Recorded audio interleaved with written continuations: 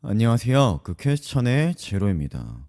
삶에서 묵상하기. 이번 영상은 오랜 사회생활 후 은퇴하고 부인과는 사별하여서 무료한 일상을 보내던 벤이 새로운 자극을 위해 패션 스타트업 시작부터 성공하여 사업을 점차 확장해 나가는 주일수의 회사의 인턴으로 들어가면서 벌어지는 일들을 그린 영화 인턴을 보며 들었던 생각들을 나누고자 합니다.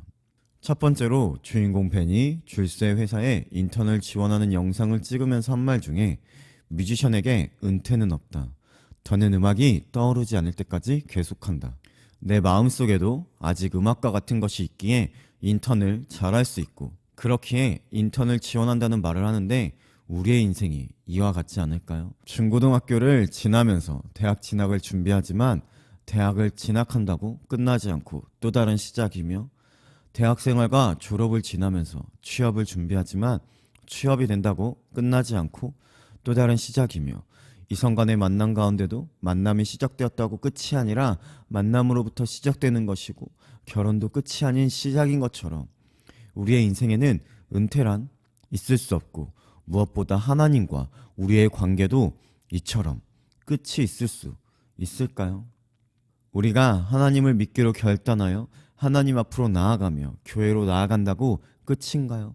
우리가 구원을 얻었다고 끝이 아니라 성화를 이루어가고 우리의 마음속에 하나님이 있다면 계속해서 하나님과 함께 동행하며 하나님과 함께 삶의 예배로 나아가야 하는 것 아닐까요?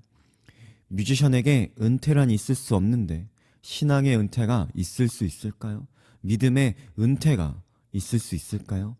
우리의 신앙은 우리의 믿음은 우리가 하나님 옆에 가는 날까지 계속 이어가는 거 아닐까요?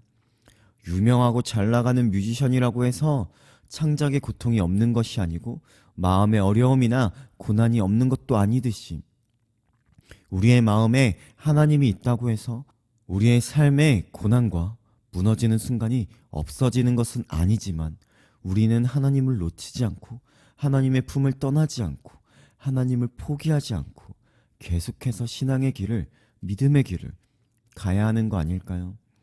회사에 속한 자가 날마다 회사로 나아가듯이 우리가 하나님께 속한 자로 날마다 하나님을 향해 나아가며 우리의 삶에 하나님을 향한 마음을 놓치지 않고 하나님의 곁으로 가는 그날까지 계속해서 신앙의 길을, 믿음의 길을, 예배의 길을 걸어가는 우리의 삶이 되길 소망합니다.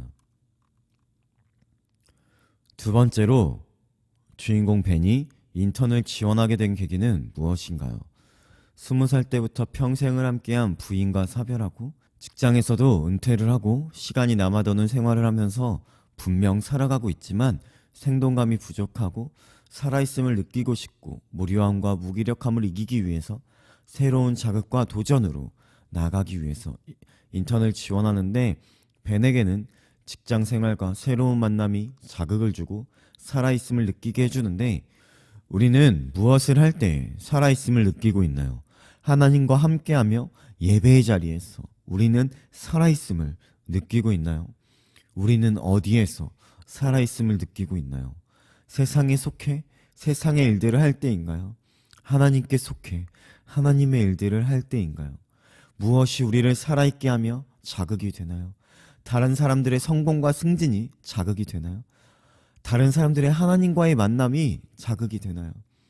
또 인턴일 때에는 무엇에든 열심이고 최선을 다하지만 정규직이 되고 시간이 지나 임원이 되어갈 때에 인턴을 지원하던 때의 우리와 비교하면 대부분의 사람들이 매너리즘에 빠져있고 익숙함 속에서 당연하게 생각하거나 지쳐가듯이 우리가 하나님 앞으로 처음 나아갔을 때와 지금을 비교하면 어떠한가요? 지금 우리의 신앙생활은 어떠한가요? 지금 하나님과 우리의 관계는 어떠한가요? 매너리즘에 빠져 있거나 익숙함 속에서 놓치고 있는 것들이 너무도 많이 있지 않나요? 예수님이 우리의 첫사랑 되시는 것만큼이나 예수님을 향한 우리의 첫사랑을 계속해서 지켜가는 것도 중요하지 않은가요?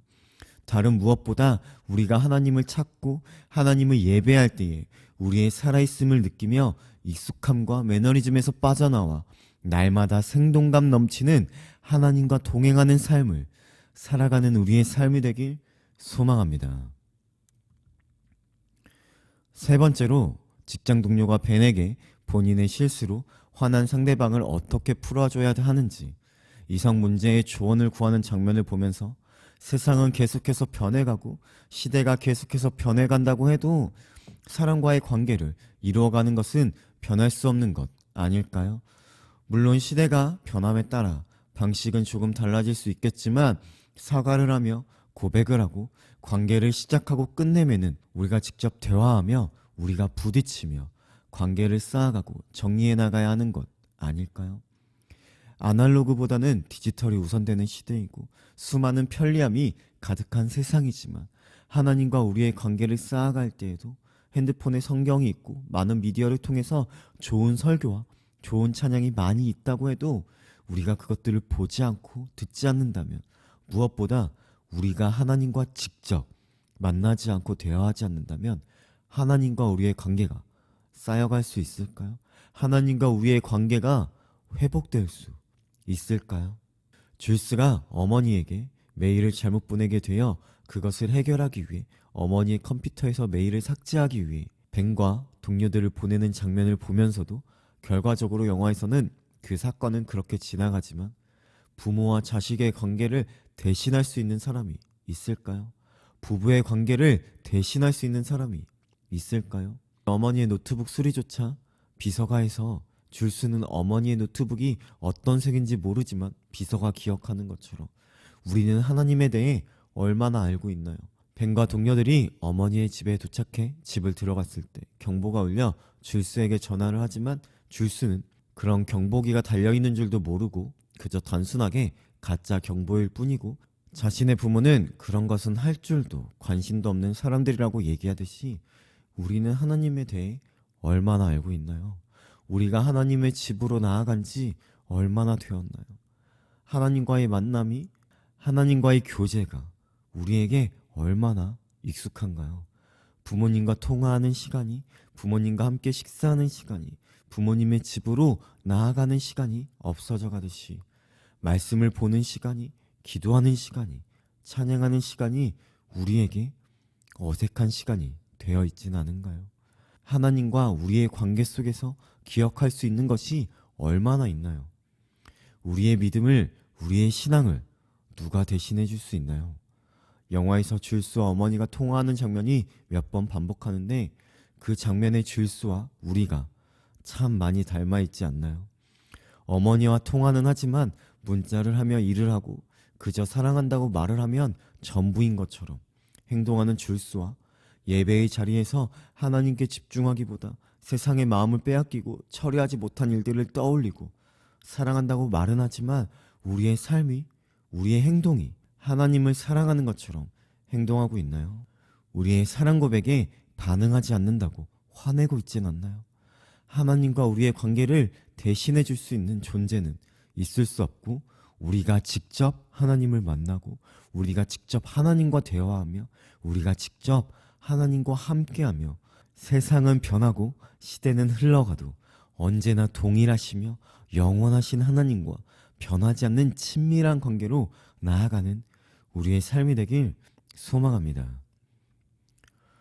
마지막으로 줄수가 벤이 자신의 비서로 고령 인턴 프로그램을 진행될 것이 결정되었을 때 반대하며, 당사자인 벤에게도 자신에게 맞추기는 어려울 것이니 다른 사람이나 다른 팀으로 옮기는 것은 어떠냐고 물으니, 벤은 난 누구와도 잘 어울린다, 사장님의 세계를 배우러 왔다고 말하는데, 줄수가 처음 벤을 거부한 것과 투자자들이 CEO를 고용해서 안정적인 운영을 해나갈 것을 권유함에도 부정적인 것은, 자신을 맞춰줄 수 있는 사람은 찾기도 힘들고 누군가 본인의 영역을 침범하고 본인의 영역에 영향을 끼치는 것을 싫어하기 때문이고, 자신의 아이디어와 자신의 힘으로 쌓아온 것을 빼앗기는 것이라 생각하기 때문일 텐데, 우리가 하나님을 믿으며 살아갈 때에도 마찬가지 아닐까요? 우리의 삶이고 우리의 힘으로, 우리의 노력으로 이룬 것이기에 하나님은 필요 없다고 생각하고, 우리가 가진 경력과 능력으로도 충분히 해나갈 수 있다고 생각하진 않나요? 하나님은 정말 우리가 가진 자리와 재산을 빼앗기 위해서 우리에게 다가오시며 우리를 돕고자 하시나요? 하나님이 원하시는 것은 그런 것이 아니고 단지 우리의 세계에 들어오셔서 함께하길 원하시는 것 아닐까요? 나아가 우리가 하나님의 세계로 들어가 하나님의 법과 하나님의 질서를 우리가 다른 무엇이 아닌 하나님을 알아가길 원하시는 것 아닐까요? 우리가 아무리 까다롭고 예민하고 어려운 사람이라도 하나님은 어느 누구와도 어울리시며 하나님은 우리 모두를 사랑하시며 우리 모두를 품으실 수 있는 분 아닌가요? 또 줄스가 사업을 시작하기 전에는 훨씬 잘 나가던 남편이 줄스를 응원하며 잘 해나갈 수 있다고 생각해서 줄스가 사업을 해나갈 수 있도록 남편이 결정했음에도 잠시 바람을 피우게 되지만 결국은 줄스에게 돌아와 길을 잃은 건 나였다고 고백하는 것처럼 하나님이 억지로 우리를 향해 나를 믿으라고 매달리신 것도 아니고 하나님이 우리의 것을 빼앗기 위해 너희 삶을 나에게 맡기라 하시는 것도 아니고 하나님을 믿기로 결심하고 하나님 앞으로 나아간 건 우리일 텐데 하나님에게 우리의 삶을 맡기며 하나님이 우리의 삶을 다스리시길 원한다고 말하는 건 우리일 텐데 하나님이 그렇게 일하시며 우리를 이끌어 가실 때에 우리를 잃어가는 것 같아서 잘못된 길로 나아가며 길을 잃고 있지는 않나요? 벤이 40여 년 동안 일하던 회사이자 공장이 리모델링 되어 줄세 회사가 되어 벤에게는 새로운 회사이지만 공간 자체는 이미 익숙하고 잘 아는 곳이었던 것처럼 회사를 가장 잘 알고 가장 많은 열정을 가지고 있는 건 줄스라고 응원하는 벤처럼 하나님에게 우리의 삶을 맡기는 것은 이미 하나님의 사랑이라는 씨앗이 심겨진 우리의 삶이라는 터전에 세상의 방법과 질서로 쌓아올린 것을 하나님의 방법과 질서로 재건축하는 것이며 우리를 가장 잘 아시며 누구보다 우리를 사랑하시며 우리를 향한 가장 큰 열정을 가지신 분이 하나님이시기에 하나님에게 온전히 우리의 삶을 맡겨 어떤 상황에도 길을 잃지 말고 하나님의 세계를 배워 세상 가운데 하나님의 세계를 세워가는 우리의 삶이 되길 소망합니다. 오늘도 삶의 현장에서 질문하며 각자의 답을 찾아가길 바랍니다.